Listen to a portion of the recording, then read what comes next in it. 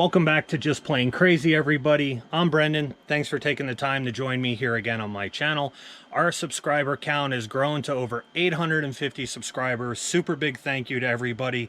I've watched the membership grow, or the subscribers grow, since we started this channel earlier in the year.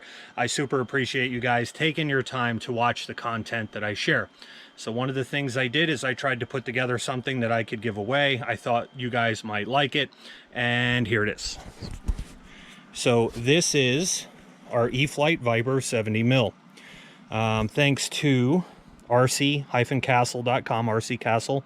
I have a 70 mil, and this will fit on any 70 mil in runner with that size case. But I have one of these to install. We're going to do our first live stream ever. So we are going to be doing a little bit of chatting and a little bit of installing this product live. And then I also have one brand new one fresh in the package to give away for you guys. So you guys are going to find all the rules and the guidelines in the description down below. Everything is laid out there for you. The way that this giveaway is going to work is going to be pretty straightforward and simple. You must be a subscriber. Just comment down below right here and say that you want in. I'll take your information. I'll take your username.